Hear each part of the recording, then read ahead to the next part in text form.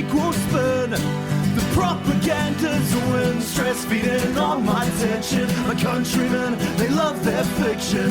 Words are now, it's made with good intentions. Welcome to 10200, the New Zealand politics media podcast. Sometimes we analyze shit. Sometimes we do kind of independent shit. We do all kinds of stuff. It's such fun. Welcome everybody. On the line, we have me, Philip, your co-host. We have two other co-hosts with us today. How are you doing, Pmax? Good. Recently moved, nicely settled in. Yeah, I mean, personal life going great, but as we'll talk about today, maybe things on the outside of my personal sphere not going too excellent. It's good to have that balance, right? It's Maslow's hierarchy of hate or something like that. Yeah. Simone, how are you? It's hard to pick one bad thing that's been going on, you know. That's difficult, but otherwise, I mean, like I'm healthy and I'm thankful for the small things, you know. Fresh new hells. So today we're going to talk a bit about Pmax's baby, no pun intended, education, and then see where the world takes us. There's plenty of hateable stuff this week, so unlikely we'll get a chance to get our love hats on. So we may be in full hater mode today. We missed a week, so hopefully you've missed our rage-filled dulcet tones in your ears. Welcome back. We had all sorts of diseases and activities in which people were engaged. Sorry, we have lives. If you want us to do more, join the podcast. Come on, give us a DM or an email. Come on the podcast. Join us. Join our club. So Pmax, you've been ranting a little bit about education, young and old. Why don't you kick us off with some thoughts? Yeah, so this isn't exactly new news. Ugh, hate that particular confluence of words. But recently we had some academics pop out to voice their opposition to the early childhood changes. Fans of the show will know that I've talked about this before. This is in reference to the Ministry of Deregulation's actions to sort of change some things around early childhood regulations. And we've had a group of basically New Zealand's leading early childhood academics come out and say, hey, could we please sort of stop these changes? And once again, I mean, it's been talked about before, but you go through the changes that are being recommended, and even a literal child could tell you that these changes are not about improving the quality of early childhood education, which is something that the Honourable Regulations Minister has insisted since its inception. The two big changes that this group has highlighted are reducing the licensing criteria for the curriculum and reducing the amount of qualified early childhood educators in a early childhood center. And one of the things that does get a little bit annoying about sort of, I guess, like mass media amplification of changes in education is they'll use words like curriculum or system of qualifications that might not necessarily be fully processed by your average media Joe Blogs punter.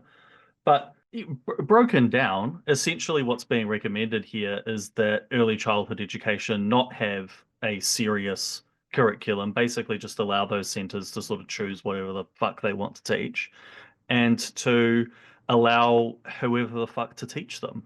And it's proven. There are numerous articles on this, numerous articles, journals, all sorts that are good. Early childhood education makes a huge difference in a child's development, especially in nations like New Zealand, where there's a high disparity between different groups of different communities of people.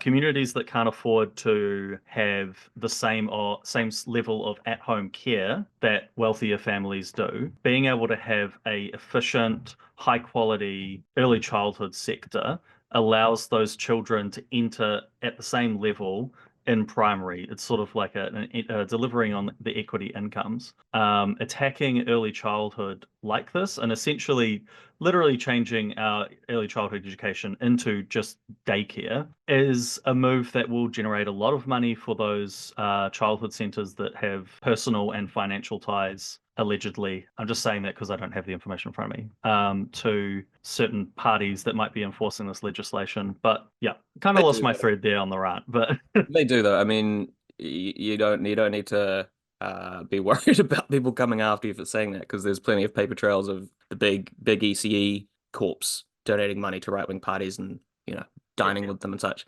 Can we dig in just briefly when you say it's that sounds like, well, two things. It's good to have you talking about ECE on the regular podcast instead of on your wild rides because it means I get to butt in with questions yeah, that I think less education literate people might have. So just two things. One is that the push for a more, it sounds like what you're saying is there's kind of a push to deregulate and kind of relax standards around whatever passes for a curriculum. I think most of our listeners probably aren't very Yep. au fait with what that even means below the age of kind of 5 or 6, right? So it'll be useful to know what that means on like a practical level. And then the second thing is, doesn't that conflict with the at least kind of comms push from the National Party coming in saying, an hour of reading, an hour of writing, we should go Yeah. back to the basics, like more structured education at a school level. Is there a conflict there, or is So that... this is where there's a very canny, this is something I've observed. There's a canny sort of division of labor between ACT and National, where National has come in hard with their back to the basics sort of messaging on primary schools, but that is focused on primary schools and to a lesser extent secondary schools. ECE has just been thrown to ACT Party to manage. And so ACT is sort of allowed to sell this lowering of quality without sort of open conflict with National. It's sort of taking advantage of a popular misunderstanding of early childhood education where people are like, oh, well, you don't really learn anything until you start primary school.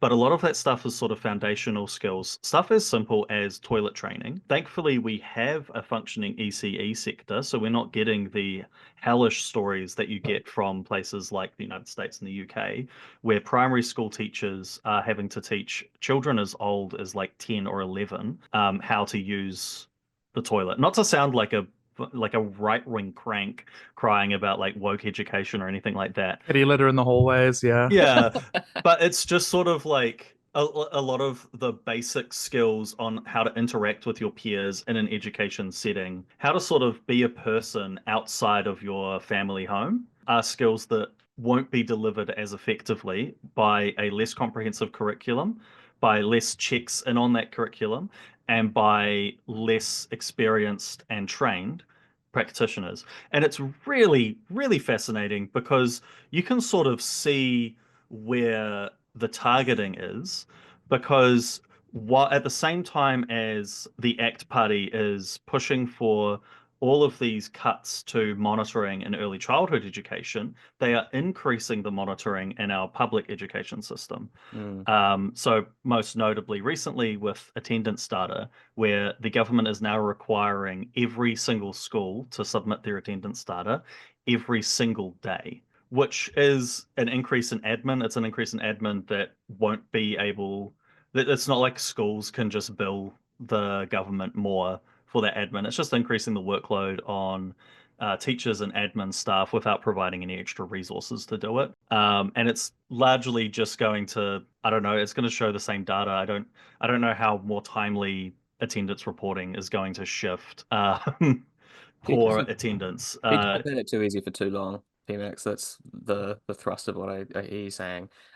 What seems like just politically to, put our politics spectacles on, like if you're right wing, it seems like something that you'd want to put the kind of the focus on, right? Is stuff like attendance allows them to have the kind of carceral drive of, see, it's these dumb kids not showing up to school. This is the problem with performance. And whether that happens or not, the emphasis on that is what matters for the right.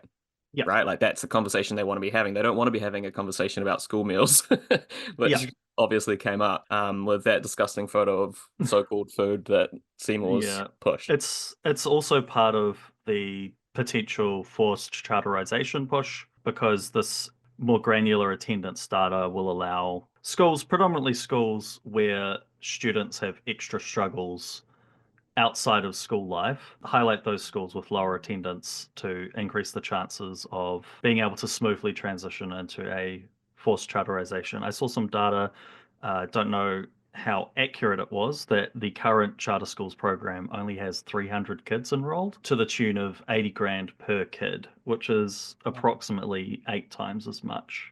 I'll tutor 2 kids for 160K. Yeah, it's sort of a ridiculous sort of Him Jago investment. changing careers. Oh no, that was quick. Good stuff.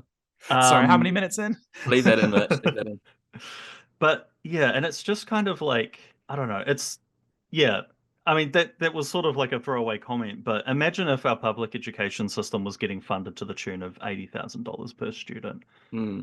The miracles that are already achieved at the current rates of funding are already really impressive. And I mean, I don't want to make any super solid predictions because who knows? Some of the charter school providers seem like they're half decent education providers, but I doubt that the results will be worth the investment. And they're not going to be 8 times better than in the public Yeah. system. Yeah, I mean it's this is impossible always the to problem, achieve. right? This is always the problem with these thin end of the wedge programs that the right bring in, is that they say, "Oh, look at the results." Essentially, if you made a comparison the other way around, if you were introducing a public school system and you had 5, and you were judging the concept of public education based on ones who'd managed to jump through a bunch of hoops and were in the richest areas or had the most support and were being funded X times more. It's not a systemic, comparable way, right, to think about a system.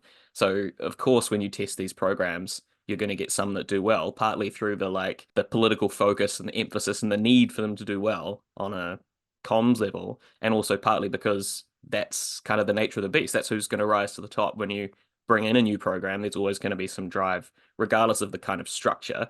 There are going to be people who will wake up every morning and work for 16 hours on their new little business, which is basically what it is, right? A charter school model. Like, of course, you're going to have insanely driven people there first.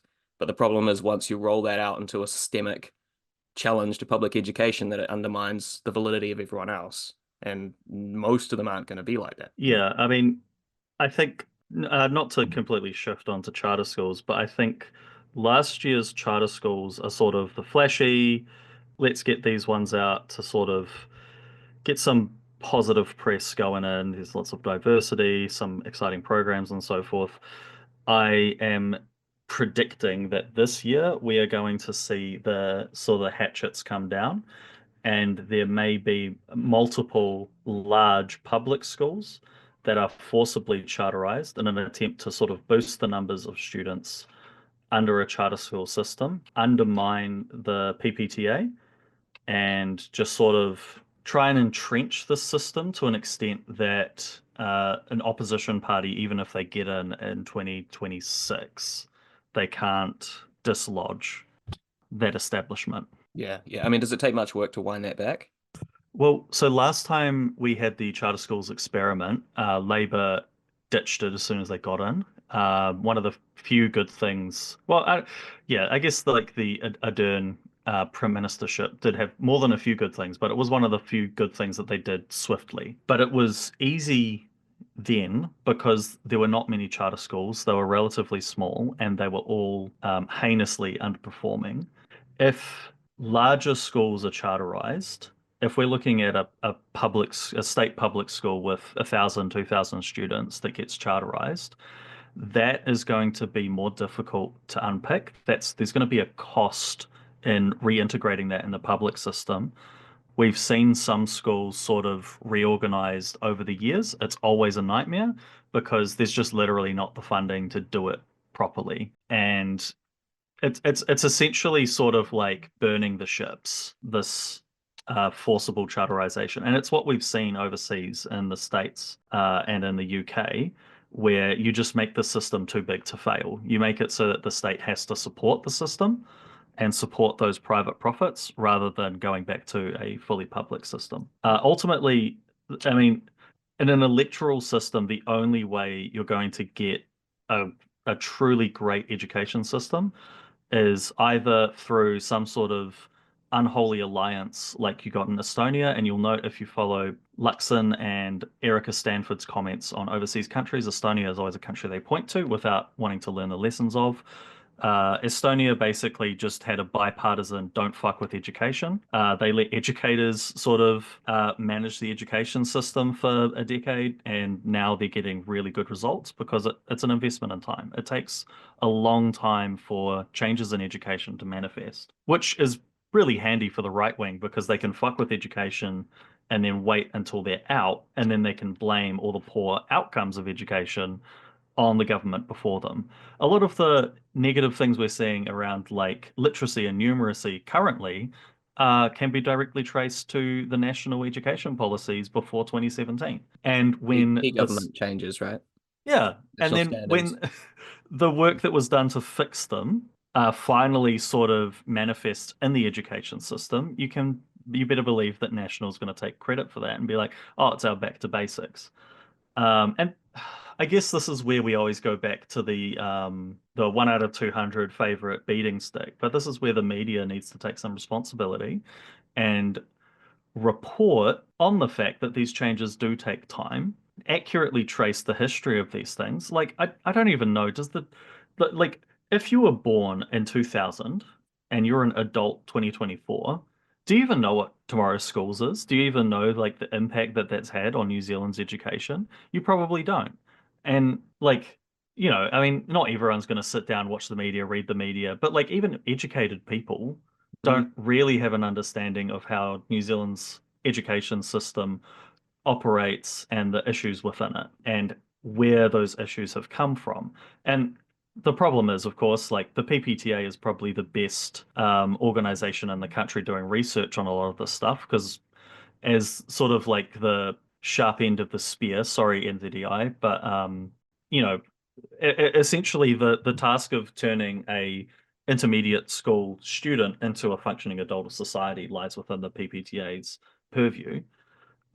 So they've been incentivized to do a lot of excellent research. I would encourage you to go to their website and look at some of the papers they've published over the years. But it's really easy to dismiss that if you're in the right wing bloc, even if you're in the Labour Party, because it's like, oh, this is just whingy unionists trying to get more pay for teachers or something like that. But time and time again, their predictions of the PPTA and the trends that they identify are manifested in reality. And yeah, going back to media, there should be some level of reporting on that, some level of accountability. Like charter schools should never have gotten and should not be getting the absolute glazing they're getting by the media. They are purely a for-profit degradation of an education system. Yeah, I mean, Um, I can't think of any kind of investigative level of media analysis of education over time, right? And there's been some really interesting swings. Like I'm not old enough to like think about tomorrow's schools on a daily basis, but like when I was young, people were talking about Trevor Mallard changing the education system in the Clark government, and then after that there was the kind of national standards key push, which, as you're yeah, saying, like we only saw over time the damage that that did, and then the slight kind of wind back with the Ardern Labour years, and now we've got the back to quote unquote back to basics, which, as you say, will take what a decade for us to really see the result of yeah. that. And that's quite an easy kind of timeline to draw, right? Like it wouldn't take long for an enterprising David Fisher-esque journo in the Herald to just do like a timeline and be like, look, Yeah. these are the effects that we've seen. The kids that we're seeing at this period had this effect, and the kids that we saw come through this system had this effect. It's not a hard mission. We're not asking for the world here. This is like the work of probably an afternoon on a couple of research websites. But who's on the PPTA website? No one, right? Yeah. No one's clicking on them, and even out of the small number of people who read press releases and journo shit in general, no one's Yeah. digging into education unless they're kind of already firmly in one camp, which is a Well, problem, right? well, it's interesting because education journalism, like education stories, do well because parents are invested in the education of their children and they pay attention to news around schools, news around education changes. Like generally parents are quite invested in what happens in education, but the actual reporting, the actual understanding of what matters in education is not being responsibly communicated by the government or by media. Like, I mean, this is my like if I was a dictator, democracy in a democratic society sort of thing, if there was one change I could make that would fix education, would be to abolish private schooling. If you abolish private schooling in New Zealand and everyone was forced to go through the public system, then you would see the requisite investment in that system, although you'd have to do some work around zoning, thanks to tomorrow's schools, but to ensure that everyone has a decent education. Because currently the wealthiest people in New Zealand, and not even the wealthiest, even the sort of upper middle classes, can literally just opt out of the public education system. They don't need to pay attention to what's happening with education because they know that Sally and Billy are going to be able to go to a private school and they're going to be able to get an education that in their eyes is superior. And so they don't mind that the public sector is being thrown to the wolves. They're happy to keep donating to their political parties and lending their support to political parties, as unfortunately in our sort of oligarchic society, the most politically engaged class. I mean, that's Yeah. the right wing. That's the right wing playbook, right? Is you run down the public sector and create private alternatives that both make profits and are the only option. I'm going to use this juncture to bring health into it because I think it's basically the same conversation, which is, another necessary public good that's incredibly important and people really care about. And the National Party's announced their downgraded Dunedin Hospital. It was the 35,000 strong Dunedin March, which was really impressive, record breaking in terms of turnout and people caring about this kind of stuff. People do care about health. It's been a long time since a lot of these hospitals have been done up. There was already a crisis in Ardern. It was already a crisis during Key. Chronic underspending for decades. The current Dunedin Hospital has 367-ish beds. Labour's plan from 2022 was for 410.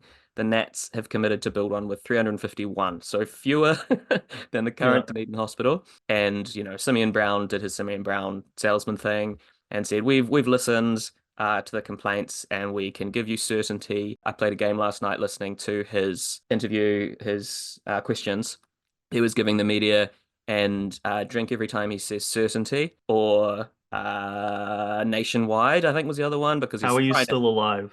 Yeah. So he's such a PR guy, right? That's why you bring someone like that, wheel him into health, not because he has any health kind of qualifications. But I think he's trying to be the lid on it, right? He's trying to do the Tony Ryle thing of being able to kind of rebuff questions without making it a story. He's there to dissipate the anger around health, which I think is not clear that he will be unsuccessful in, because our media is so shallow, as you say, that they're not going to dig into anything. And if he keeps saying the same words over and over again enough, I wouldn't be surprised if most of the kind of press pack move on and give up on it. But the protests were about delivering the hospital as previously promised, not scaling it back. So the fact that he said, we've listened and we're scaling it back, was such a kind of perfect encapsulation of Luxonomics, right? Yeah. There's the salesman kind of repeat the same mantra long time for long enough, and it becomes the truth, right? And it just, when I was like, well, this is kind of what you'd expect out of the National Party. But then when Labour responded, I was like, this is an absolute scandal. Like, there is no good health representation in this country. Like, who is there to stand up for basic kind of public goods? So I just want to read the headlines of the NZNO, New Zealand Nurses Organisation, press release yesterday, Friday, 31st of January, 2:40 p.m. Scaled back New Dunedin Hospital puts cost cutting before health. It's kind of what you'd expect, right? It's short-sighted. The southern community has a growing and aging population. We have a failing primary care health sector, which means more people will unnecessarily need hospital-level care. Disappointed but not surprised with today's announcement. The new build, as outlined in the 2017 business case, was worked on by 500 clinicians. This government is intent on putting dollars before the people. That's a choice. This is the press release from the New Zealand Labour Party. Same day, Dunedin wins. Hospital build continues. The people of Dunedin have won an almost year-long battle to have their hospital confirmed, but National's delays have cost dearly. Delays. That's what Labour's having a fucking cry about. Embarrassing. Labour, Yeah. what is going on? You are the alleged party with union connections. The NZNO press release should be your press release. It's insane to me. Like this is a golden layup for the Labour Party, right? If you're the Labour Party, you could not conceive of an easier news cycle to smash out of the park. You're the Workers' Party. You're the party who represents, lower income workers. You're the Workers' Party, right? Allegedly. And the National Party has done what the National Party does by representing rich people and telling an entire corner of the South Island to get fucked, basically, right? As part of a narrative of underfunding drastically needed improvements to public infrastructure. This connects all of your issues that you could possibly talk about.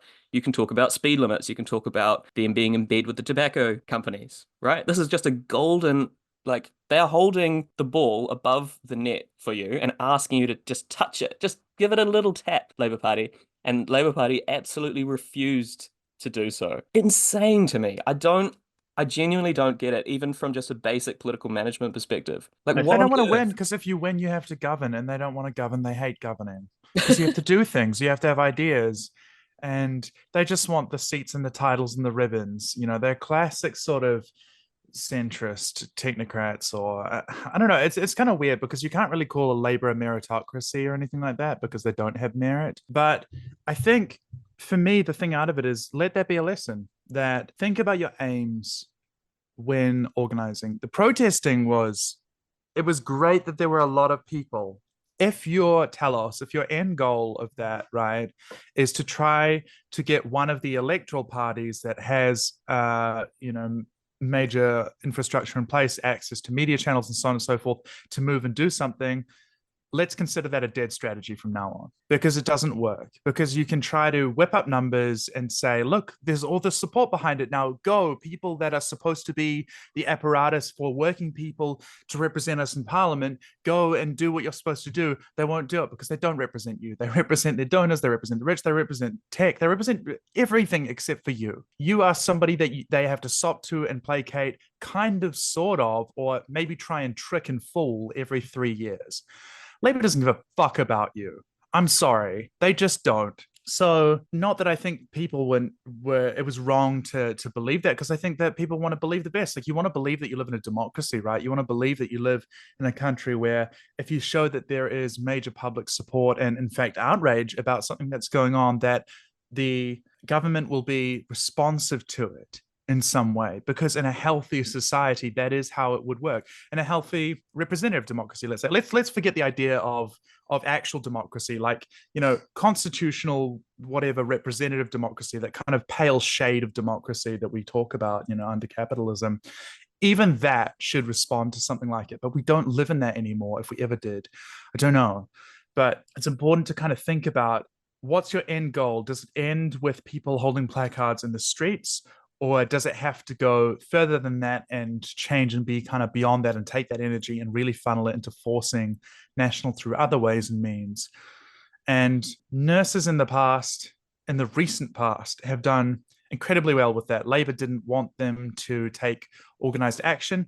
Their bosses didn't want them to take organized action, but they did, and they succeeded in forcing Labour's hand under the last government. And that was a crucial lesson, that wildcat action works, that it's dangerous and risky. But if you have enough people behind you and we support each other and we build those networks to support each other, then we can get things done. And trying to do a march to Parliament is a really good thing that's heartening and it has its uses. But that in itself, or, a protest or walk down Dunedin, that in itself is not going to move the needle, because the needle's not connected to anything. It's not connected to you, for sure. Yeah, that's really opposite. Like they also collected signatures, right? An approximately similar number of kind of signatures, and it just shows that in and of itself, as Simone's saying, that's not a win, right?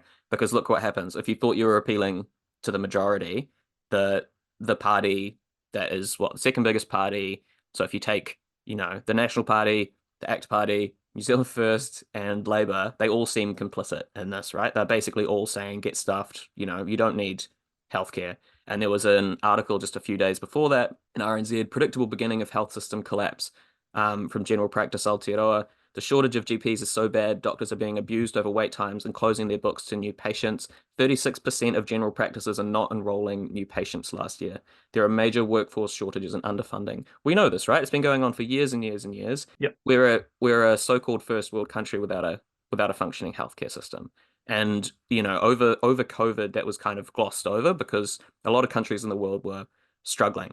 But we talked a lot about the dangers that are posed by an overflowing healthcare system. If you have a few more people show up, suddenly a healthcare system that's already operating at 100% capacity, people start dying, right? It's real kind of existential shit for the people of a country where a healthcare system starts snapping. And we've been given all the warnings you could ask for the last over 5 years. Right, since the beginning of COVID lockdowns, there were doctors on the media saying we don't have the capacity to do this stuff. That's part of the justification for the elimination strategy, et cetera, et cetera.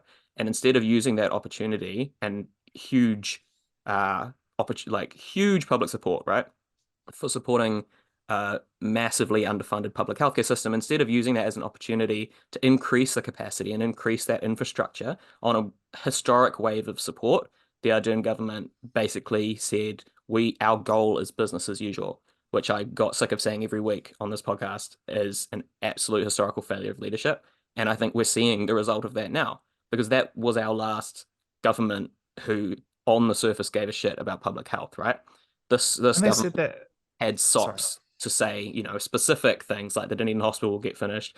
But we're seeing the result of that, right? They're lying on the face of it. And as Simone's saying, we don't like the rage that people feel about an underfunded and unacceptable public healthcare system where you can't enroll in a new GP because they don't have capacity. GPs in areas that are underserved are having to increase their prices, which means fewer people will end up going, which means more preventable public health issues will come up, which means more people need to go to hospitals, which, as we're learning, won't exist and won't have the beds to serve them. People will die in the streets.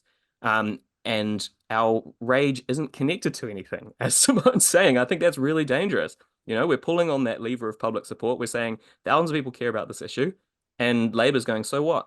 Sorry, there are so many things, and it's hard to touch on all of them. But I guess what you were saying at the end, it does make me think that because that's not connected with anything, and because people aren't allowed to be politically educated, there will just be a kind of, if I can put it a certain way, kind of unrest for people who aren't represented anywhere, don't have anything. That in itself will make, to again borrow from sort of earlier Marxist terminology, kind of the petty bourgeoisie of this country, right? Or, what sometimes gets called the middle classes, although that's sort of a meaningless term, get threatened when they see unrest and the people below them, because their only comfort, even though they don't, rule the society, is that there are people who are still underneath them, right? And that causes fascist backlash. So Labour, in doing this, is contributing to fomenting exactly the sort of slide towards what is happening in the United States here. And that in itself is reason to scrap the party, if it were possible to just click our fingers and do that, right? Because it's dangerous for Labour to exist for that reason in the form that it does. Or there are people who believe in entryism and so on and so forth, and I won't dissuade them from that, because if they succeed, I mean, hell yeah, that's good for all of us, right? But I will say that in itself is something we need to kind of be cognizant of, I think, the wider implications of what's going on with all of this. The other thing as well is, as long as we don't have a fully universal public national system of health that covers everything, including, eyes, teeth, and so on and so forth, as long as there is the stratification, as long as it is legal for there to be health insurance, then people who are from not only the kind of wealthier strata of society, but also politicians who have access to such things, will not care about the state of the health system, because it won't be real to them. It won't actually touch them. It is the universal aspect of it, the fact that if there's no such thing as private schools, if everybody has to go into the public system, if everybody has to have the same healthcare, then those things improve, because the people who are in power are forced to use them, right? This is one of the reasons behind universalization, beyond all of the other good reasons behind it. But it is worth considering that.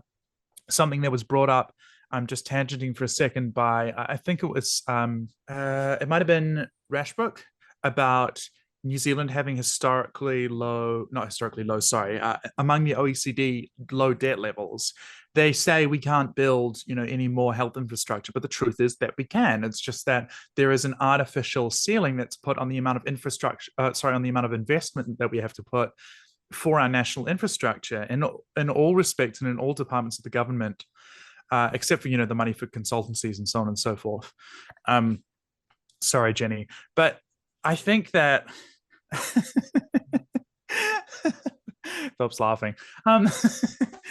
But these are all choices, right? And it's not like it will be easy. I have an extended family member who is being high up in a lot of, but particularly the kind of indigenous side of the public service, where the government will, or the department will kind of go to these groups within the departments and be like, is this treaty compliant? Sign off on this, and like we've already decided what it was going to be, but just like tell us that we're doing a great job.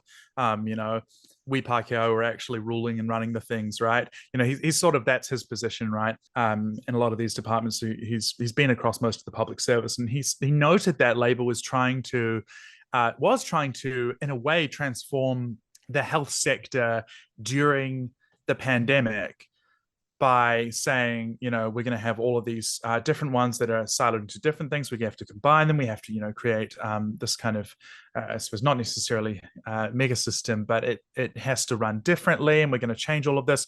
And that was a kind of technocratic solution to it, without putting in nearly enough of the funding that was needed, or giving the timescale, or having everything else that's requisite and the constellation around that, or rather the cogs around that sort of central cog, to actually make it run. Because what you need is, if you want to build things, you have to have a Ministry of Works. We keep saying this sort of thing, right? You have to have the in-house knowledge and understanding to be able to build infrastructure. You have to talk about, if we're going to bring all of these things in-house, how do we have, a nationalized ambulance service? How does that sort of integrate with everything else? With our computer systems, we are farming out and shelling out huge amounts of money to overseas tech services to purchase these kinds of products. Do they integrate with each other? I don't know, but let's just buy more and more stuff from Silicon Valley and hope that this happens. And this is all partially privatized, and there is this huge series of little octopuses sucking onto the public by taking that kind of contract money, when really all of the stuff should be able to be undertaken by the state, because that's what the state is. Otherwise, what's the point in having it? If you're going to be a social democrat about it, be a social democrat, right? I think that, like, what you've touched on there is something that I think most people are aware of. Like, most people have this general ill will towards government spending in general, because they're like, oh, it's just a waste of money, because they recognize that, wow, the government spends this many billions of dollars and my life just keeps getting worse and worse every year. And it's going back again to the old beating post, but it's a failing of media. It's a failing of the Labour Party, and even to an extent the Green Party, for not highlighting that, like, yeah, most of this government spending is just like fitted away in working groups and consultancies and all that kind of thing.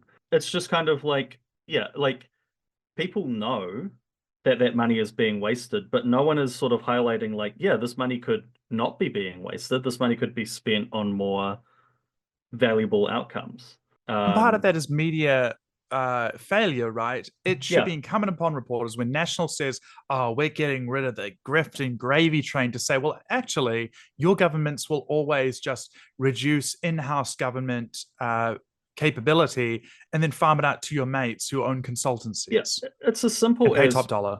When National proposes cutting something or changing something or getting rid of something or whatever, the question journalists should have, and should not stop until it is answered, is, how are you going to replace that? How are you going to replace that? How are you going to replace that? How are you going to replace that? Instead of just accepting, like, oh yeah, okay, there is like $80,000 gorillion worth of waste in the public sector, and we're just gonna, like, accept that narrative. Yeah, and I think, like, to do the classic Philip thing and say, to be fair, to hand it to the media, I think there were some attempts to do that before the last election. with, especially with Luxon, because he's not very good at his job, right? But Yeah. it wasn't a narrative pushback, it was a style pushback. It's just because he's not a very good politician. That there were openings and kind of attack lines that made themselves available. But I think you're totally right from a kind of a consistency perspective and an ideological perspective. That's not something that occurs to most journalists when they're interrogating ministers or MPs or political campaigns. They're looking for internal inconsistencies. They're not looking for gaps in the kind of political trajectory that these parties are on. Because, we're not saying that Labour didn't do this. They farmed stuff out to consultancies and they didn't build the capacity of the state to take on these kind of projects, which you need for a serious kind of Yeah. nation building project, I guess, to be kind of cheesy about it. If something is broadly agreed upon by the national and Labour parties, it Yeah. is a universal fact in our media, right? Yeah. And even if it doesn't match reality. Yeah, exactly. And if you say, well, why can't we do that? For some reason, that's treated as a weird perspective instead of, the necessity of millions of dollars per year going to these so-called specialists, right? Business cases and what have you, for things that should be part of our kind of national fabric, right? This isn't like complex one in a century kind of events that we're talking about. We need to fix and rebuild a substantial amount of the capex and the infrastructure behind our health and education, which are some of the most important parts of having a country, right? This is really like foundational stuff. Like Pmax was saying at the beginning, like education spending is not just too low, but a lot of it's in the wrong places. Emphasis is in the wrong places. And I mean, we're saying the same thing about health. And I think it's too easy for, I guess, what you could generously constitute as the left in New Zealand to have this kind of social democratic defensive union style posture, right? And say, oh, stop cutting X. We don't it's unacceptable to cut Y. And these are the big kind of protests and moments. Really, it's not like even protests might be too generous. These are the kind of moments, generative moments that we see in the media. There's always when something gets attacked, but there's not enough putting forward a vision of, what would it be like to have a functioning education system and a functioning healthcare system that worked for everyone, even poor people. Like that sounds very basic, but there's very little of that on the public radar, right? The only time we hear about what nurses want, it's when they're picketing, saying we can't function under these conditions. So there's this kind of empty space, I think, this void where you could attack and say, this is what we want, right? Even when Labour or the Greens do have a kind of social democratic vision statement or a campaign before an election year, there's very little this, this is what we want. There's a lot of, we need to stop cutting this. We need to fund this 2% more. This should, at best, you get kind of, this should keep pace with inflation, or, X more hospital beds, X more cancer surgeries, whatever it might be, ED times should decrease in the case of health. But we don't get much kind of, not exactly even big picture, but just material, this is what our health system should look like, which you kind of do get from the right. I think like they're better at connecting those material realities, as Simone was saying before, like referencing Estonia, or it might have been Pmax, I forget. Referencing country. Yeah. That was you, sorry. But with reference to education, Stolen right? valor. Yeah, it was. But like, look at this country, and they do a lot of look at Singapore. They're doing a lot of look at Ireland, but it's copying and it's not exactly inspiring. But at least they have something, right? They're offering something. But you don't really see that much from the kind of electoral left in New Zealand, and even less so from the kind of movementist left. Like, where's that energy? I think that's a really key kind of lacking. The identification of them as defensive, I think, is really prescient because they don't put forward any sort of vision for the future. And we even see this with like the Green Party. I still remember when they did their big Green New Deal manifesto, whatever it was. And one of the key points of it was like not creating more jobs or anything like that, but making a working group to investigate how to make more jobs. And it's like that doesn't inspire anyone. I'm not going to vote for that. I don't want to vote for that. I want to like just get up there and say we're going to make jobs or we're going to do this. Like, yeah, describe the action, the outcome you want, and say you're going to do it. Leave the details for after you've got power. Like the sort of yeah, and again going to education, healthcare, and honestly even emergency services. like all of these areas are heavily underfunded, and I mean, maybe Te Pāti Māori, I haven't looked into their policies or anything, but like no party really has a vision for like, yeah, we're going to actually like redress the 20 years of underfunding here. The best you get is we're going to arrest the collapse or maybe slightly improve things. Like these things need colossal investment, and the state has the capacity to do it, as you were talking about with the debt levels. And we see that the state's perfectly happy to spend $500 million on fucking vape pens, but not willing to make those kinds of investments on fucking hospitals in Dunedin or actual lasting infrastructure. Like, it's shocking how much of the country is still operating on infrastructure that's 40, 60, 80, 100 years old. Um, and just sort of like, yeah, we've got the national government ACT Party looking to figure out ways to sort of leech what they can off that remnant. And then there's also just um, the electoral left is basically at best willing to arrest that development and then sort of set up for the next round of sell-offs. And this might be a spicier take than normal, but I just don't think that's unions' jobs in New Zealand. I don't think you can rely on unions to create a vision for society in New Zealand, because they've not just that they've been, massively attacked and worked down since at least the beginning of the 90s. We all know the history of neoliberalism and the destruction of union kind of movements as an institution. But not just that, but they just don't fulfill that function currently. Like I don't think you can look at NZNO, where I read that piece of their press release about health changes, for example, and say now they should offer us a positive vision going forward. Like I don't think you can put that at the feet of unions usefully, because that kind of is their job, right? To defend their membership. They're representing their membership. They're not representing the, let's say, 50,000 more nurses that there should be, right? That's a subsequent vision to what is currently in their headlights. And I just don't see where that's going to come from if not an electoral project, or at least a political project of some kind, right? And you were talking about the kind of Green New Deal style vision that the Greens released. I thought it was awesome that they did that. Like that's a progress step. A progress step? What am I talking about? A step forward.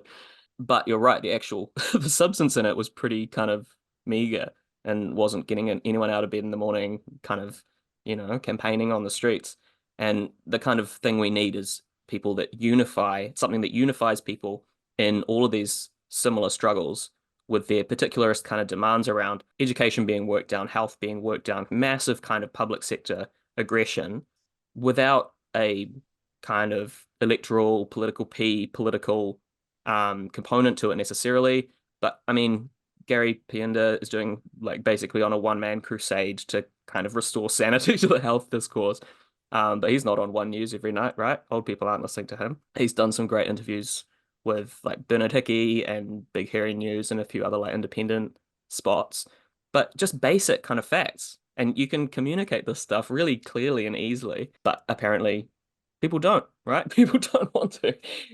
That's not what's in the news. It's wild to me. And like these stories come and go. We get the shit in the wall story about a hospital, and then instead of that being an ongoing kind of rolling national scandal, we need to hear about whichever new MP's like personal drama for the 20th time, or whatever else. But I guess it's easier, right? It's you can't just scrape Twitter and Blue Sky and then come up with a 10-minute story. You need to actually research one thing to write a story about this stuff. It's wild. It's wild. It's a bit of the Roni cough. Oh yeah, sorry. Pause for Rona. Yeah. If you're wondering why Philip is so going hard out for a better health system, it's a very personal thing, I think, at the moment. Suddenly it's important, yeah.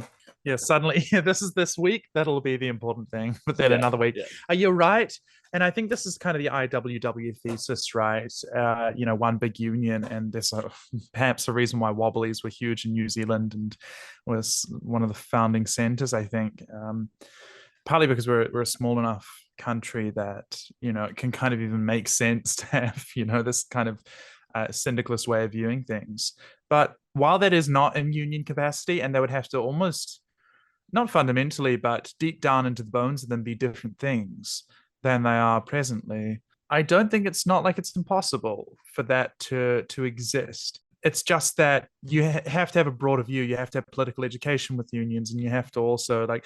It's useful that the infrastructure is there, and perhaps this is something that people ought to turn their minds to: is how do you have something that is more holistic and less solely focused on just what is the next negotiation and pay round, and also how do we sort of, or not necessarily how do we, but just management of the unions being very comfortable with national level kind of parliamentary managerial sort of systems, if you want to think about it that way, kind of buddiness at the top. So some people talk about the kind of further democratization within unions, which is sort of broadly democratizing forces, but have to a great extent, just because this is what happens when you sort of lose power, have ossified New Zealand. And I think that that's right, but there is also the possibility, which, as you note, Philip, doesn't exist currently, of kind of broadening what it means for that to exist, right? Because if you look at different experiments that have existed around, and I don't mean experiments in the sense that they were just hypothetical, I just mean because, new ways of human living have kind of always been being tried, even though, the present state of things attempts to tamp down on them. You can look at really early and perhaps even pre-revolutionary Russia for examples of how workers' councils were broader than just talking about, workers' conditions or the way that Soviets operated. And these are kind of broader than just, again, the pure material pay interest or conditions interest of the workers who are within those organizations. They also tend to think a little more broadly than that, and they're interconnected with each other, right? So these are different models that have existed and can exist. And when there are those ruptures, things can be very exciting. I mean, you think about 1917 and immediately into 1918, there were, like orchestras in the Soviet Union that did away with conductors for a bit because they were like, heck, let's just try it with just us, no bosses. And there are all sorts of these things that seem almost like silly now, but people were very excited to try new things. And I think that vision of the future is part of it. You have to create that vision by what you're doing within it. To create that kind of broader societal vision, there also has to be within the kind of revolutionary apparatuses, that kind of vision itself. That just doesn't exist yet. But if you think long term, that is where the difference lies, right? Like that doesn't happen in New Zealand right now. It can't happen in New Zealand right now. There are so many different matches that are being lit and thrown on the tinder, but we don't have enough wood for the bonfire yet. So they're kind of going nowhere. But if you think longer term and you think about what, union structure is and how interconnected, syndical structure is, or perhaps, Soviet structure, or perhaps, workers' council structure, right? Like all of these different things, media apparatus, social media apparatuses, everything, all different kinds of networking, right? And future building. Those things have to be almost microcosms in themselves of what future looking can be. You have to have it, because otherwise, how can you create that? How can you create a society that has a future if within the small institution which is trying to take that over doesn't have it in itself? You just have to. And I think you're quite right that doesn't exist. I think it can. Whether it should or whether it shouldn't is a kind of strategic question, right? And there are many people, and of course, I think most of the union people who do very good work and have come on this podcast and talked, many times before, would believe that this is something which can be changed from the inside. And there are others who consider that it can't be done. So that is part of the question. And I think it is an open question that everybody has different opinions on, but something has to be done. And the question is, what is to be done? What I would say, just to tie in with a bunch of this, is the PPTA has a vision for New Zealand's education future and has negotiated on that sort of vision. But it's sort of the material reality is, at the end of the day, with negotiations, the union is going to have to make choices that ultimately the membership decides. And when you're negotiating, unfortunately, the first thing that goes is the future, because teachers got to eat. It was worse in some earlier negotiations where provisions for beginning teachers were thrown out by the majority of practicing teachers who were near the top of the scale, who just wanted more of a pay bump for themselves. that didn't happen as much with the last round of negotiations, but there's lots of things that the PPTA will push for. So, for example, paid training for teachers, incentives to get more people to join the teaching profession, protections to ensure people stick around after the first few years of teaching, that the government will ultimately trade away for, be like, we're not going to do this, we're not going to do this. And this is, the Labour government in the last set of elections, famously, Chris Hipkins absolutely demolishing the negotiations to try and just save a buck, I guess. Yeah, sorry, just my 2 cents. No, I think that's the kind of conversation we're going to have more. And I don't know. I think we need to be more ruthless with the function of unions in society than we being the kind of broad left, because like they're crucial, and I think we need to treat them as a serious kind of institution worth both improving and therefore interrogating, right? Exactly what function are they fulfilling? And yeah, I mean, as you and Simone were saying, like there are a hell of a lot of good people in unions doing a lot of good work, but a lot of that ends up being that kind of defensive posture, right? By necessity. But if that's all they're doing, I think that's a hiding to nothing. So if your kind of philosophical position, I guess, is, repeat everything unions say, then that ends up putting you at odds with building that kind of cohesive vision for the future, I think. And that's something that I've observed in the left over the last kind of decade in New Zealand, is that even the best operators politically often end up at a bit of a dead end where they say, well, my opinion is what Union X says, because that's Union X's kind of space, right? It's kind of an epistemic kind of dead end, I think, because they go, look, this is the realm of nurses, therefore NZNO is right. This is like the domain of teachers, therefore TPPA, like that's who we have to listen to, right? And if that's the extent of your ideology, is platforming someone else, then I think you're missing out on building a future that you can bring people into, and it ends up as an inherently diminishing role for those like crucially important parts of public society. And I think that's been really dangerous accidentally, like with the best will in the world, right? These are like very smart, articulate, like some of the best people in New Zealand, I think, suffer from this kind of aggrandizement of self-destructive kind of positionality on the role of the union, which, doesn't make me very popular, but I do think it's a problem.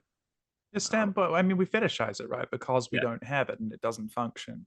Yeah. And so we fetishize and romanticize what existed in the mid 20th century to the exclusion of most of the indigenous population. And I think what you're saying is very true. The kind of standpoint epistemology, that really vulgar sort of faux philosophy that gets co-opted as thought terminating. Sometimes, worst bad actors, like right-wing actors, kind of name one of the flavors of it liberal idpol, and they are in bad faith about that, but they are cottoning on to something which, I'm going to be Philip, and I don't have to hand it to them, because I think left thinkers have much better and incisive analysis of it. But standpoint epistemology is thought terminating, and it can't really be useful, because ultimately what that means is under capital, where the sort of voices that end up being the loudest and that you will hear the most often through channels that are, again, have the infrastructure and the means of communication and dissemination controlled by capital, are going to be the ones that enfold you back into capitalism. So like the ideology that it ends up as is always going to be one which doesn't function to do that. Like institutions don't build in self-destruct mechanisms. There are contradictions within them, but they always try to protect themselves, right? And the kind of political economy of New Zealand is in itself, and situated within a large global meta institution. And you have to be aware of that and understand how that works. And unions are part of that. They are part of kind of capitalist compromise in a way, right? And this isn't to take away from that, but just I think you're quite right. Uncritical glazing is a real problem.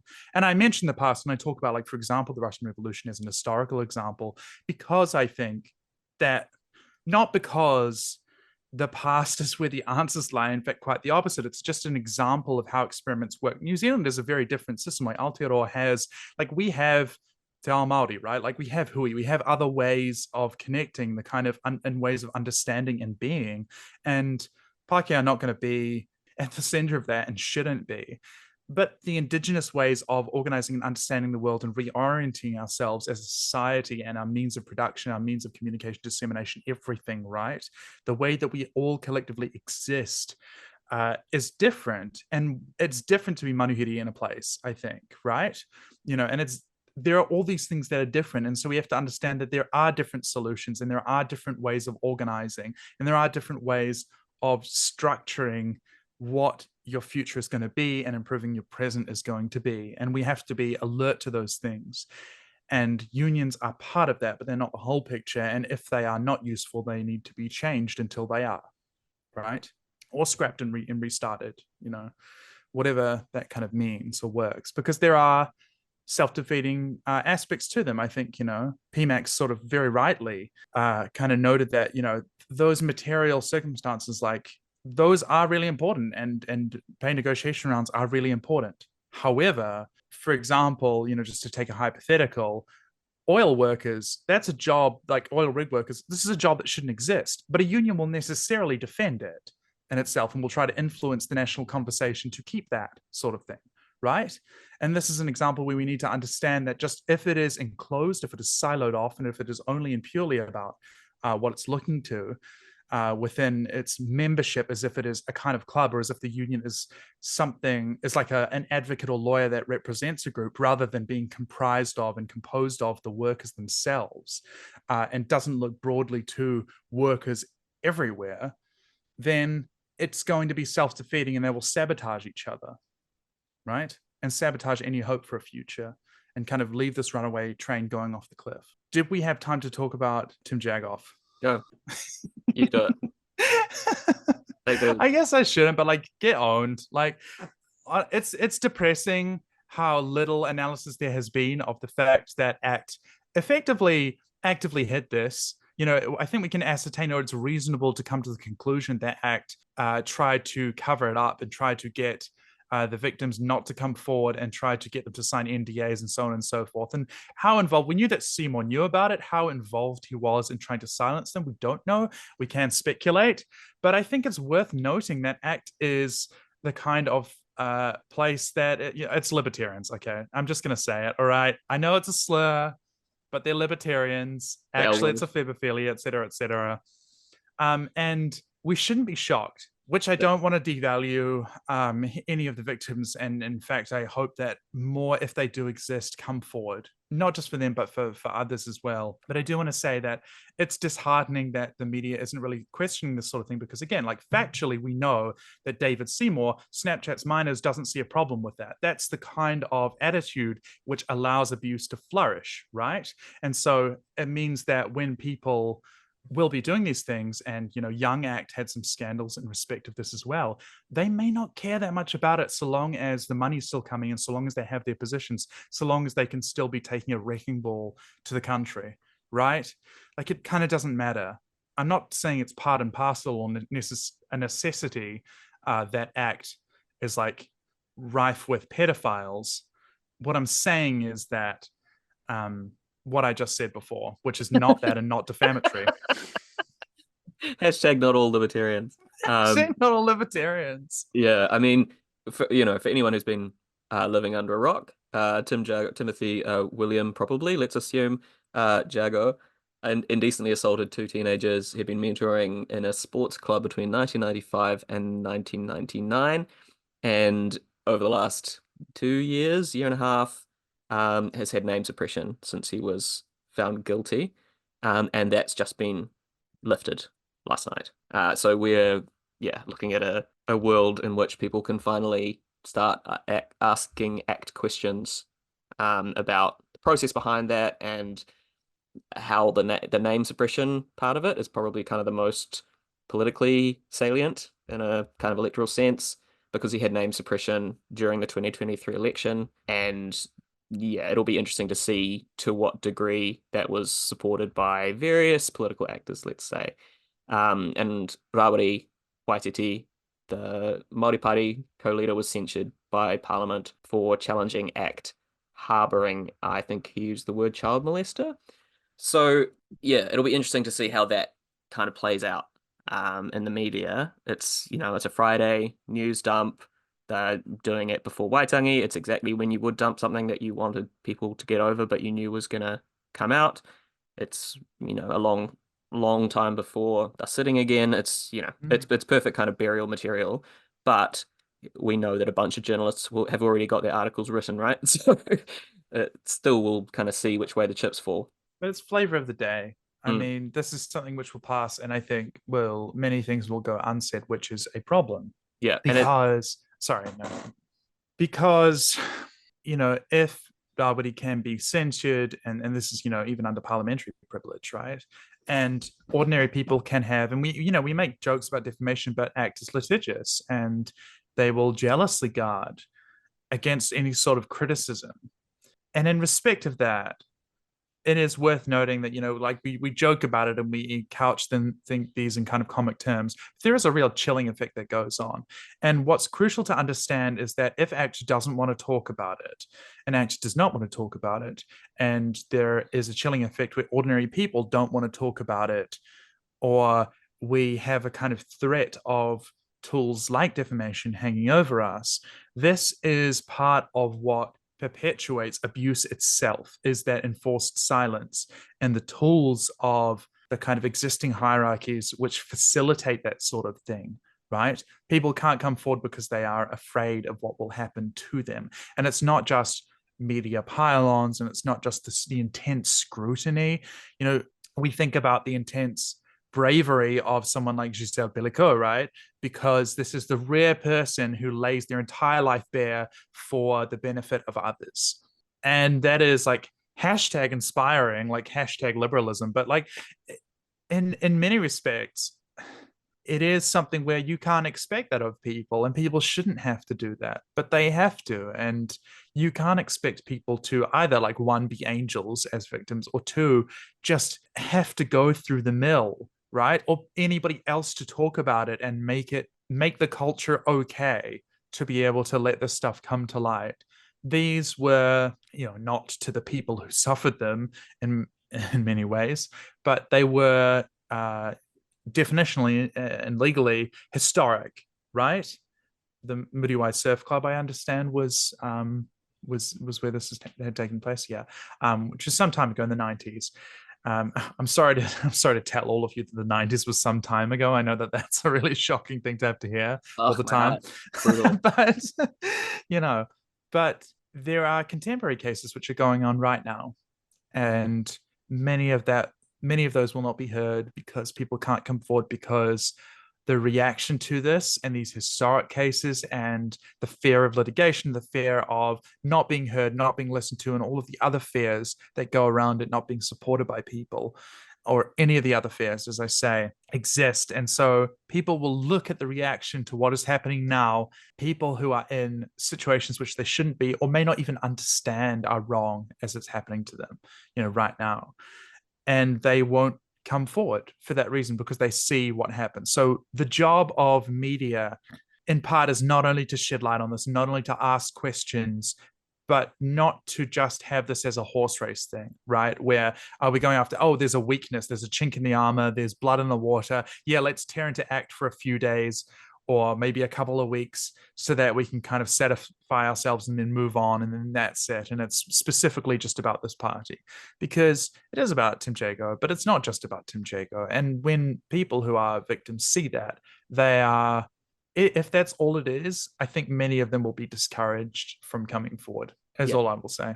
Oh, for sure. I think that's really well put. And I mean, we saw this a few years ago. I know it's gross, for want of a better word, to make kind of qualitative comparisons, but from a media perspective, there was the, as you already alluded to, the Young ACT kind of allegations of a culture of misogyny and kind of minimization of young women's complaints, and worse. And then also the Young Labour camp investigation. And that was treated as a horse race in quite like an unpleasant way, because it was perfect for the media, right? It had this kind of both sides element. It had this you can ask questions about it without I guess, getting any deeper, right? It's a really easy story for the media to kind of run with, and then just drop, which I just hope doesn't become. I mean, I guess it already is the culture, but there's something really kind of perverse, I think, about the way that we treat that. And it shouldn't be a horse race thing, right? It is like it's an individual person, but also more importantly, like the victims and survivors of these circumstances are, will struggle. And there's and if we had an organization that was worth its name, some kind of free speech representing organization, maybe they'd be having difficult conversations about the role of freedom of expression when you can get censured in Parliament with the benefit of parliamentary privilege for breaking one of these kind of silencing effects, right? And the pall that casts over potential future allegations or people coming forward in quite like a heroic way and having to lay themselves bare is quite nasty. But the converse of that is there is a value, right? It's not never that it makes sense to hold these kind of to not be able to say these people's names because they're connected to victims and people can draw conclusions. So I think it's a difficult conversation to get right and not one that I at all trust the media to be able to do correctly without making it kind of hit piece of the day. I am not actually hugely against things like name suppression in principle, but it's only because the media environment that exists, and this has sort of been recognized by the Supreme Court, is acrimonious and doesn't lead to justice. It makes the closest thing that people have to feeling like justice is doing a pile-on or something like that. Sometimes this gets called by like poor actors, I think in bad faith, as like mob mentality or something like that. But we see that usually in a field where something like social media exists, the people who suffer the most tend to be people who are already in some respect disadvantaged within the social hierarchy, right? So you'll probably actually be kind of okay if you're a cis white man or something like that. But for others, it becomes harder and less good. Yeah. So in an ideal world, it wouldn't even need to be in question that, these sorts of revelations could exist and be talked about and dealt with healthily and normally. But the stigma that's associated with it is also one of the reasons why, even for historic cases, and this is in part, and I'm getting probably into the weeds with criminal justice here, but some of the tariff cases are so high that there is no advantage to pleading guilty, even when you should, right? And this is not to say that, it's not right for everybody to have justice or to go through and have a trial, but you think about how arduous this is. And it's arduous for the defendant as well, but the victims, my God, like a child victim having to go through our adversarial system.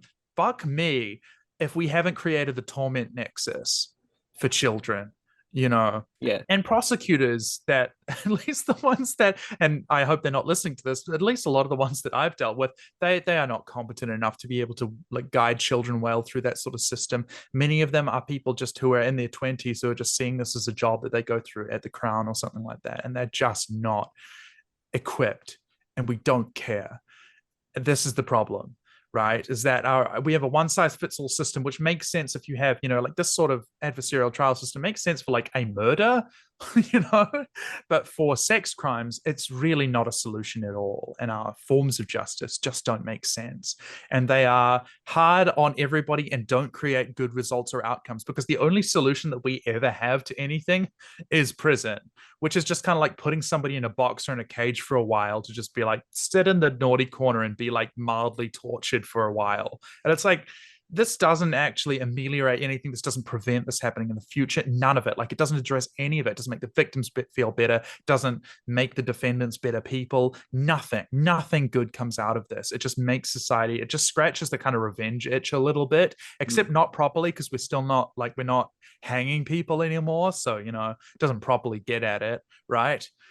But none of this, nothing about any of these situations works. And what's worse is that oftentimes people who are abused know their abuser, and if they know that the likely outcome is that this person is going to be put into like the torture box, they may not want that to happen, right? And this prevents people from understanding the stigma around the idea of like sexual harm and abuse. And it just occurs to me we need to put a content warning at the very start of this episode, because we're talking about this, is so great that people might even think, oh, like this stuff happened to me and it was really bad and like I have trauma about it, but like, oh, this person wasn't like they weren't and again, content warning for everybody, they're not a rapist or something like that, because in our minds that's like some media depiction for many people of truly the most horrible thing you could imagine happening in some kind of like Saw torture porn, right? But it's not. And there are gradations of this, and they affect everybody in different ways, and we devalue ourselves because of that. And so every part of this doesn't matter. People will not come forward because they think, oh, well, this is gonna happen to them. I don't want this to happen to them. I want justice, but that's not justice for me, sort of thing. And also, I don't want to have to go through it. Yeah, no, exactly. And as an indication of that, I mean, if you know anyone in the criminal justice system in this kind of mold, ask them whether and how they would report personal abuse, right? And very often you'll get quite uncomfortable answers about like, oh no, like it would have to be so bad before I would recommend somebody like reporting this to the police, because the amount of the kind of agonizing, excruciating, institutionalized, bureaucratized, Kafkaesque element to this that you have to fucking live through is not worth the torment until the threshold is like unbearably high. Yeah, so just horrible all around. And this has got better, and I will say that the way that it is, judges are a lot better about this now, but again, it's still an adversarial system, so it's still bad. But question like cross-examination, for example, a lot better, especially for child victims. However, many of the old style barristers are still around, because guess what? Young people get burnt out of the law, and so they leave. Like all the good people you want to be in law, like those they're leaving.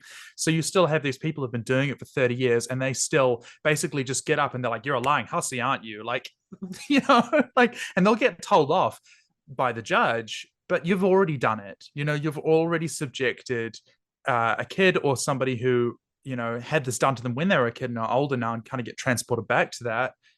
And that nobody wants to have that happen to them, So this sort of stuff still happens, and it's still bad. And there is no real good way of doing it, unfortunately, within the way the justice system works. We're quite over time, so I won't go any further into a rant about MOJ or about like the courts or anything like that. But safe to say, as somebody sort of at the coalface, it's not good, and there are a lot of reasons why people don't come forward, and we really need to make it a situation where people can. No, I think that's a fantastic first person perspective to bring as well. Yeah, and I won't get into my rant about mob mentality and cancel culture. That can be next episode that I'm on, so probably next year, right, folks? The woke mob is coming after us. As always. Thanks, Simone. Do you want to plug anything? Let's wrap. Oh, no, not for now. Don't follow me, because this will probably make a lot of people mad. So don't do that. Don't find me. Hate DMs. Send to my Twitter account. Pmax. Yeah, send any complaint mail to Kyle D Church. Yeah, he loves it. He gets off on it to an uncomfortable degree. Pmax, do you want to plug anything? No, nothing in particular. Just keep looking after yourselves. Catch up on the wild rides. Yeah, I mean, I've got to get back into that. The rides are increasingly wild. Thanks, everyone. That's been another episode of 1 of 200. We've gone long because we're hardcore. Thanks, everybody. Have a wonderful week leading up to Waitangi. Make your Waitangi plans. See a comrade. High five someone. Smile at someone on the street. It's been 1 of 200. We'll catch you next week. If artifices are then I'm living a pointless life, but learning all your lessons. Fucking politics, there's no distinction. The road's upon now. It's paved with good intentions, and I'll admit that I'm at a loss for what to say when they quote this as a cost we ought to stay. 'Cause I live amongst the people every day.